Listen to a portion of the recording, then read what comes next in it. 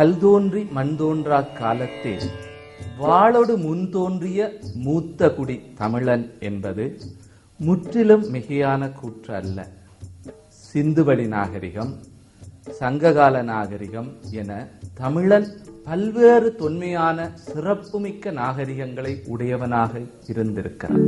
சங்கம் இருந்தமை பற்றி இறையனார் அகப்பொருள் உரையில் நக்கீரர் கூறியுள்ளார். அவர் முதற்சங்கம், இடைச்சங்கம், கடைச்சங்கம் என 3 சங்கங்கள் நிலவியதாக கூறியுள்ளார்.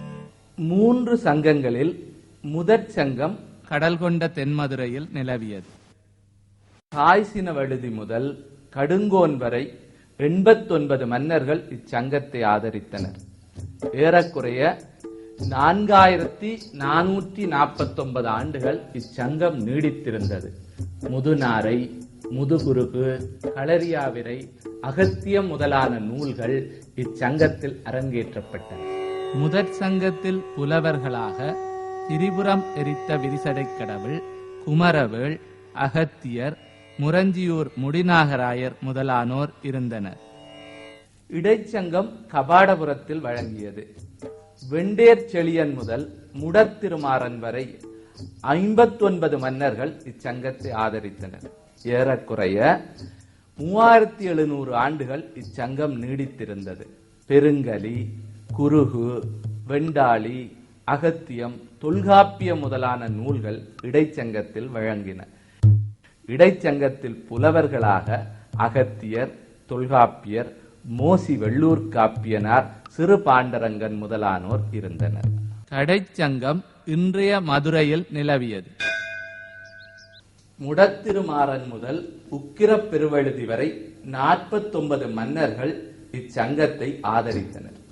ஏறக்குறைய 1850 ஆண்டுகள் இச்சங்கம் நீடித்திருந்தது. நற்றிணை, குறுந்தொகை, ஐங்குறுநூறு, பதிற்றுப்பத்து, பரிபாடல், கலித்தொகை, அகநானூறு, புறநானூறு ஆகிய 8 தொகை நூல்களும், திருமுருகாற்றுப்படை, குறுநராற்றுப்படை, சிறுபாணாற்றுப்படை, பெரும்பாணாற்றுப்படை, கூத்தராற்றுப்படை, குறிஞ்சிப்பாட்டு, முல்லைப்பாட்டு, பட்டினப்பாலை, நெடுநல்வாடை, மதுரை காஞ்சி ஆகிய 10 பாட்டு நூல்களுமாக 14 மேல்கணக்கு நூல்களும், கூத்து, வரி, குற்றிசை, பேரிசை போன்ற நூல்களும் கடைச்சங்கத்தில் அரங்கேறின. அகத்தியமும் தொல்காப்பியமும் கடைச்சங்க காலத்தில் இலக்கண நூல்களாக விளங்கின.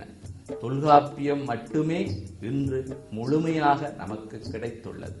கடைச்சங்கத்தில் புலவர்களாக நக்கீரர், நல்லந்துவனார், மருதநிலநாகனார், சேந்தம்பூதனார் முதலான 449 புலவர்கள் பாடியுள்ளனர்.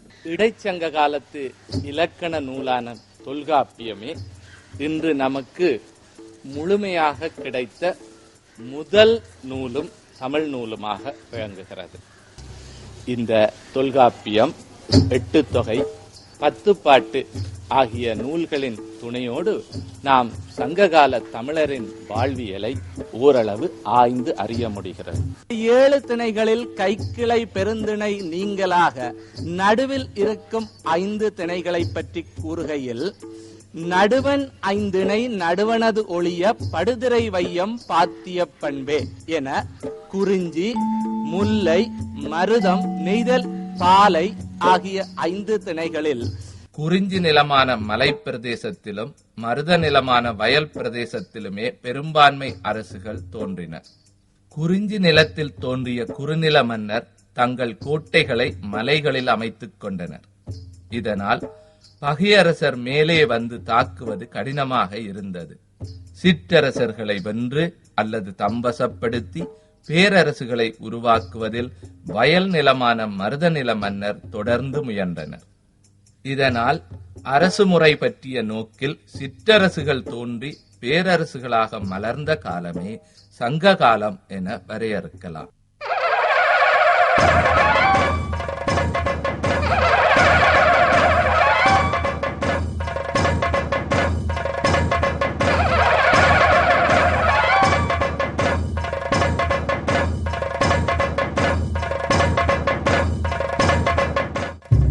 இதுதான் மன்னரின் அரசவை.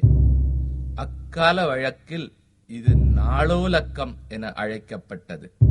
இது மன்னர் அமர்வதற்கென அமைக்கப்பட்ட மிகச் சிறப்பான இருக்கை. இதை அன்று மகிழிருக்கை என்றார்கள். தற்காலத்தில் இதையே சிம்மாசனம் என்கிறோம். இவர்தான் அமைச்சர், மன்னனுக்கு மதிய ஆலோசனை வழங்குபவர். அவையோர்களை தேர்ந்தெடுக்கும் போது அவருடைய தகுதி பற்றி ஆய்ந்து அறிந்து மன்னனிடம் எடுத்துக் கூறுபவரும் இவரே. இவர்தான் கனகச் சுற்றம், வரி வசூலித்தல், கருவூலம் அதாவது வரிப்பணம் முழுவதும் இருக்கும் அரசின் திரைசேரி ஆகியவற்றை காப்பது போன்ற பொறுப்புகள் இவரின் பணிகள். இவர்தான் ஆசான், அரசகுலத்தினருக்கு கல்வி கற்றுத் தருபவர். காலாட்படை, குதிரைப்படை, யானைப்படை மற்றும் தேர்ப்படை முதலான படைகளின் தலைவர். இவர்தான் தானை தலைவர்.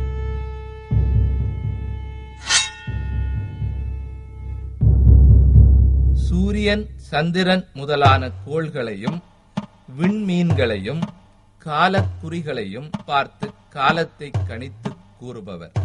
இவர்தான் பெருங்கணி. இவர்தான் அவை புலவர்.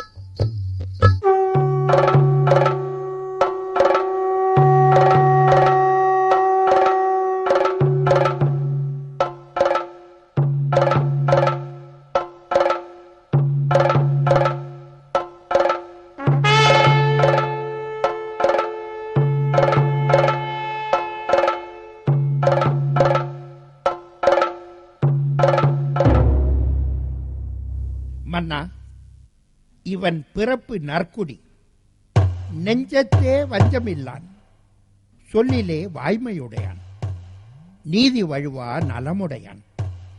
ஆதலின் நும் அவைப்படி இவன் சால பொருந்துவான். அரசன் தனது அவையோர்களை தகுதி பார்த்து தேர்ந்தெடுப்பது அன்றைய வழக்கமாக இருந்தது. மக்கள் அன்றைய மன்னர்களை தெய்வமாக பார்த்தனர், வணங்கினர். மண்ணுமங்கலம் எனும் முடிசூட்டு விழா காண வருபவர்கள் அரசனை புகழ்ந்து வாழ்த்துவர்.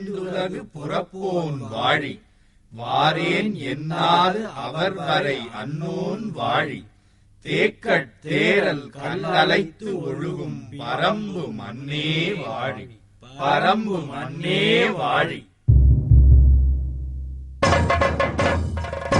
இதன் பெயர் எழுமுடி. எழுமுடி நியமிர் அகலம் என 10 பாடல் வரியில் வழங்குகிறது. இது அக்கால மன்னர் கழுத்தை சுற்றி அணியும் மாலை போன்ற மணிமுடிக்கு ஒப்பான ஓர் அணிகலமாகும். அக்காலத்தில் மன்னனின் முடிசூட்டு விழா மண்ணுமங்கலம் என்று அழைக்கப்பட்டது. இதுதான் செங்கோல். நீதி தவறாமல் ஆட்சி செய்ய வேண்டும் என்பதற்கு அடையாளமாக மன்னன் வைத்திருப்பது.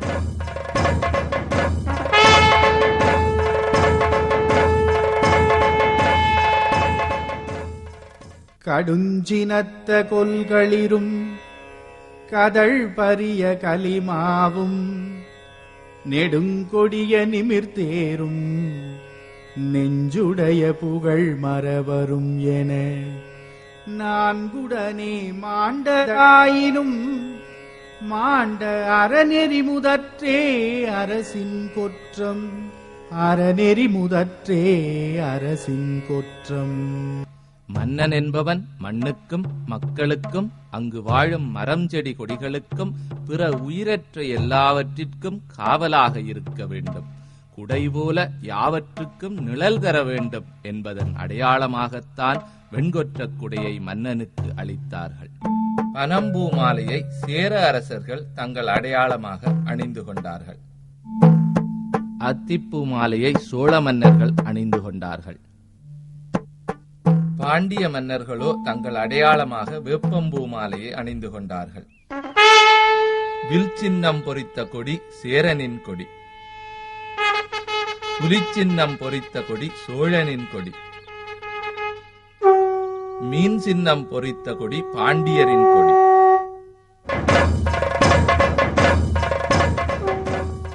வெல்கனின் பகையை வெல்க மன்னா வெல்வோம். சங்க காலத்தில் சிற்றரசுகள் எவ்வாறு ஒருங்கிணைக்கப்பட்டு பேரரசுகளாக மலர்ந்தனவோ அதேபோல கூட்டம் கூட்டமாக கலைகளை நிகழ்த்தி வந்த பாணரும் பாடினியரும் தம் கலைகளுக்கு இலக்கணம் வகுப்பதன் மூலம் கலையை தனிநிலைக்கு அழைத்துச் செல்கின்றனர். இலக்கணத்தால் சிறப்பிக்கப்பட்ட கலையே காலப்போக்கில் செவ்வியல் கலை, அதாவது கிளாசிக்கல் ஆர்ட் என்று அழைக்கப்பட்டது. இவ்வாறு செவ்வியல் நிலை அடையும் போது தனி மனிதனின் பங்களிப்பு முதன்மை அடைகிறது. துணைக்கூறுகள் தலைமை கலைஞனின் செம்மைக்கு அமைதி சேர்ப்பனவாக அமைகின்றன. இத்தகைய செவ்வியல் கலை சிறப்பை பாராட்டி வளர்க்க வேண்டும் என்ற எண்ணத்திலேயே சங்ககாலத்து மன்னர் தம் அவைகளில் நாட்டிய நிகழ்ச்சிகளை அரங்கேற்றினர்.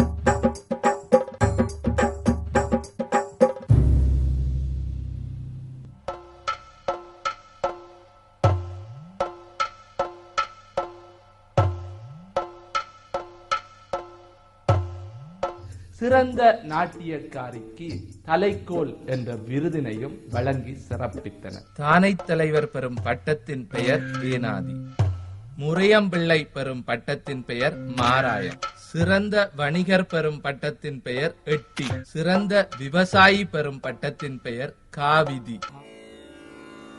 ஆரம் தாழ்ந்த அம்பகற்கு மார்பின் சாரல் அருவி பயமல கிழவோ